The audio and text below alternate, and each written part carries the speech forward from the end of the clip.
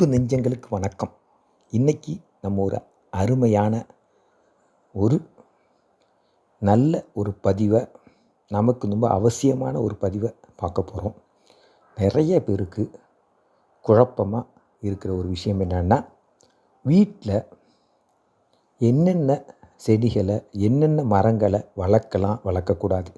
இது ஒரு மிகப்பெரிய ஒரு எல்லாருக்கான ஒரு தேடலாகவும், அதே நேரத்தில் ஒரு தடுமாற்றம், ஒரு குழப்பம். அடிக்கடி குழம்பிக்கிறாங்க. ஒரு மரத்தை வைக்கிறாங்க, அப்புறம் வைக்க வேணாங்கிறாங்க, அப்புறம் வைக்கிறாங்க, அப்புறம் வைக்க வேணாம். இதை மாதிரி இன்னொன்று, நம்ம சார்ந்திருக்கிற இடம் நிறைய தோட்டத்தோடு இருக்காங்க, அது இல்லாமல் அப்பார்ட்மெண்ட்டில் இருக்காங்க.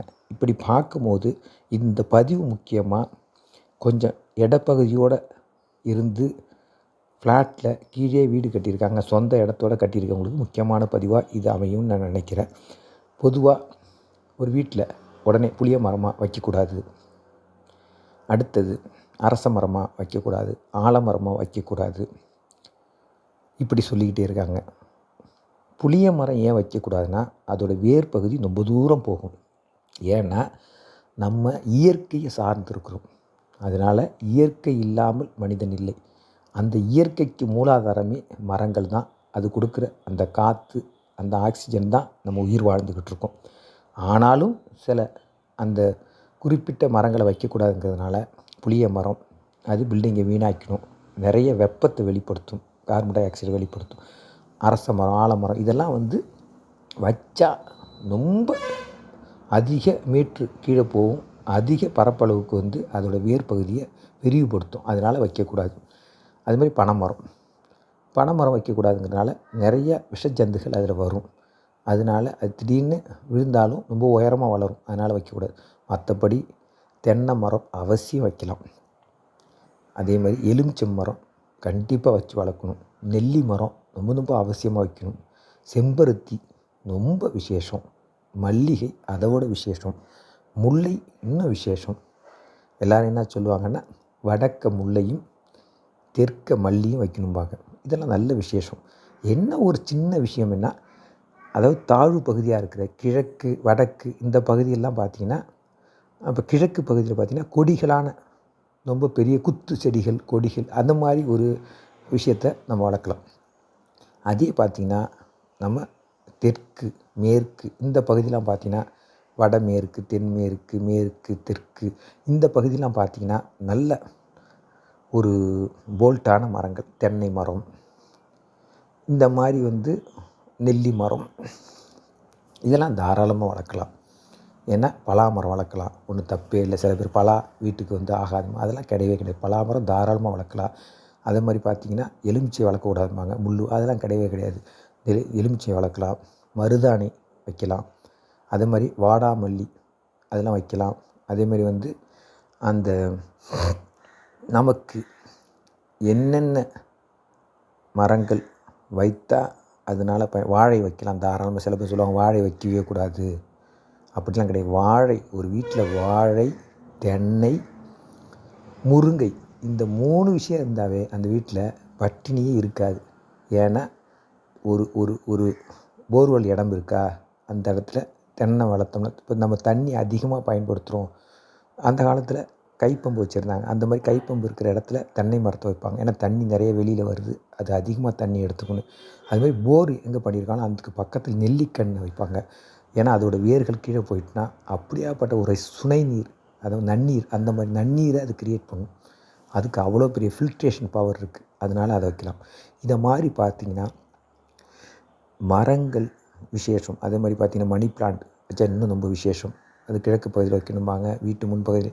நமக்கு மனசுக்கு இங்கே வச்சா நல்லதுன்னு தோணுதோ அங்கே வச்சு பாருங்கள், கண்டிப்பாக உங்களுக்கு சில பேர் சொல்லுவாங்க நான் இங்கே வச்சுருக்கேன் எனக்கு ஓகே, அவங்க ஏன் அப்படி தப்பாக சொல்கிறாங்க? அப்படி கிடையாது. நமக்கு நீங்கள் மனசை ஒருநிலைப்படுத்தி இந்த மரத்தை இங்கே வைக்கலாமான்னு நீங்கள் அனலைஸ் பண்ணுங்கள். ஆட்டோமேட்டிக்காக உங்களுக்கு ஒரு விஷன் ஃபார்ம் ஆகும். இங்கே வைக்கும் போது எனக்கு ஒரு சாட்டிஸ்ஃபேக்ஷன் இருக்குது, இந்த இடத்துல வச்சா இந்த இடத்துக்கு ஒரு மகுட சூட்டின மாதிரி இருக்குது, ஒரு லட்சுமி கடாட்சியமாக இருக்குது, இந்த இடத்துல நான் வச்சேன், இந்த இடத்துல ஒரு கிறிஸ்மஸ் அந்த செடி வச்சேன், எனக்கு இந்த இடமே மங்களகரமாக இருக்குது, கண்டிப்பாக வைக்கலாம். அது நல்ல ஒரு ஆக்சிஜன் ஃபில்ட்ரேஷன், எந்த ஒரு டஸ்ட்டையும் எல்லாத்தையும் இது பண்ணிடும். மூங்கில் அவ்வளோ பெரிய சுவாசத்துக்கு ஒரு ரொம்ப அருமையான மரம். இதனால் நீங்கள் கன்ஃபியூஸ் பண்ணிக்கவே வேணாம், இதை வைக்கலாமா அதை வைக்கலாமான்னு. சில மரங்களை தவிர்த்து பாக்கி எல்லா மரத்தையும் நீங்கள் தாராளமாக வைக்கலாம். அதனால் எந்த விதமான ஒரு இதுவும் கிடையாது. நீங்கள் அந்த வாதாம் மரம்னு சொல்லுவாங்க, அந்த வாதாம் மரத்தை ஏன் வைக்கக்கூடாதுன்னா, அது திடீர்னு உடஞ்சி விழும். அது அவ்வளோ தூரம் இப்போ முருங்கை மாதிரி பலம் இல்லாது. முருங்கை ரொம்ப பெருசாக இருக்காது, இது ரொம்ப பெருசாக எங்கே பார்த்தாலும் இலையை விரிச்சிக்கிட்டு போகும். அதனால் நல்லா இடம் இருந்தால் அங்கே வைக்கலாம், இல்லைன்னா அதை தவிர்த்துலாம். இந்த மாதிரி தான், இப்படி தான் பார்த்து நீங்கள் டிசைட் பண்ணிக்கணும். வீட்டை ஒட்டிய தென்னை மரம் அப்படின்னா அதை தவிர்க்க வேண்டியதான். ஏன்னா திடீர்னு முறிஞ்சிதுன்னா வீட்டு மேலே விழுந்துடும். ஒரு சரியான இடைவெளி இருக்குன்னா தாராளமாக வளர்க்கலாம். இதுதான்.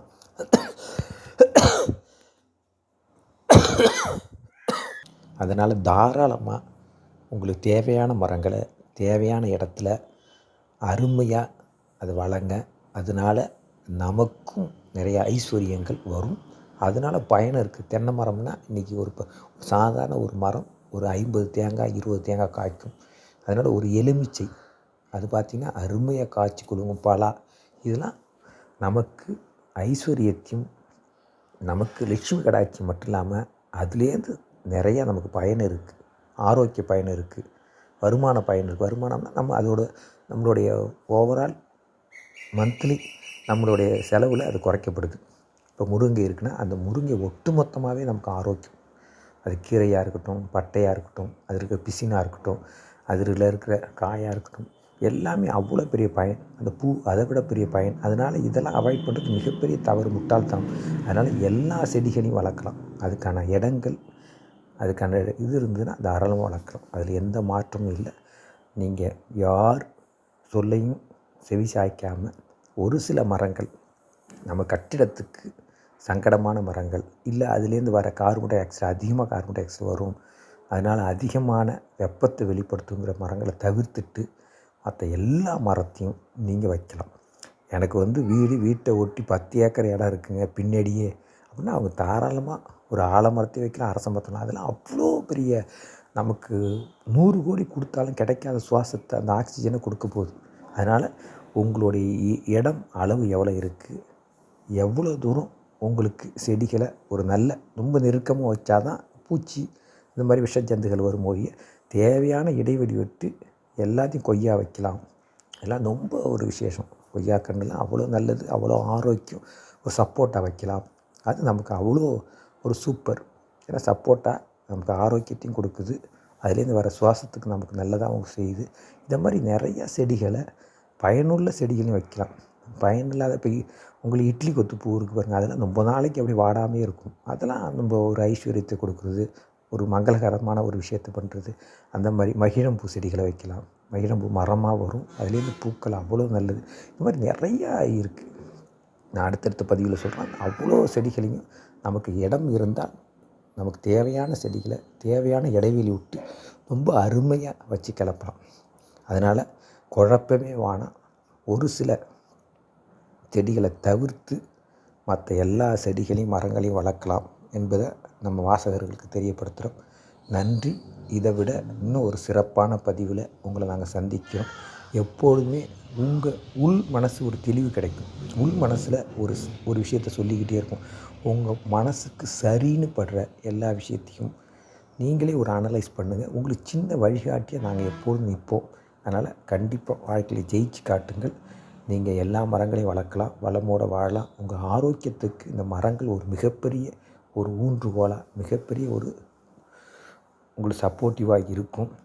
ஏன்னா மரங்கள் இல்லாமல் இருக்கிறத விட மரங்களோடு இருக்கும் போது நம்ம வீட்டுக்கு ஒரு பெரிய ஆரோக்கியம் புதஞ்சு கிடக்குன்னு அர்த்தம்.